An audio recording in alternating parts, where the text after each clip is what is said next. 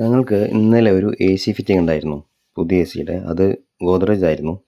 പക്ഷേ A സിയൊക്കെ fit ചെയ്ത് കഴിഞ്ഞതിന് ശേഷം നമ്മളെപ്പോഴും സർവീസ് ചെയ്യുമ്പോഴും അതേപോലെ തന്നെ എ സി പുതിയതോ സെക്കൻഡോ ആവട്ടെ ഫിറ്റ് ചെയ്താലും നമ്മൾ ആദ്യം ചെയ്യേണ്ടത് നമ്മുടെ എ സിയുടെ ഡ്രെയിനേജ് ഹോൾ ഉണ്ടല്ലോ, അവിടെ ഒന്നുകിൽ നെറ്റ്, ചെറിയ നെറ്റ് അഥവാ കൊതുകുവല പോലത്തെ, അല്ലെങ്കിൽ ഈ ഡ്രസ്സുമ്മലൊക്കെ ഉണ്ടാവുമല്ലോ ചെറിയ ചെറിയ നെറ്റ്, അങ്ങനത്തെ നെറ്റ് കെട്ടി കൊടുക്കണം എന്നുള്ളതാണ്.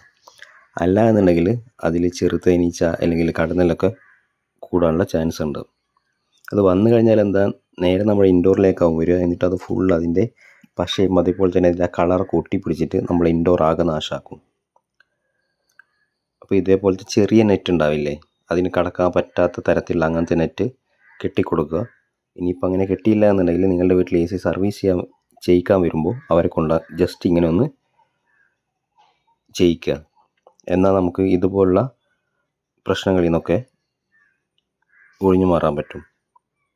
അല്ലാന്നുണ്ടെങ്കിൽ ഒരു വട്ടം കയറിയാൽ മതി, പിന്നെ ഒരിക്കലും നമ്മുടെ ഇൻഡോർ പഴയ പോലെ നമുക്ക് തിരിച്ച് കിട്ടില്ല. അതിൻ്റെ പശയൊക്കെ വന്നാൽ തന്നെ അത് കുറേ നേരം എടുത്താലാണ് ആ പശയൊക്കെ വരിക. പിന്നെ ആ കളറും നമ്മുടെ ഇൻഡോറിൽ നിന്ന് പോവില്ല.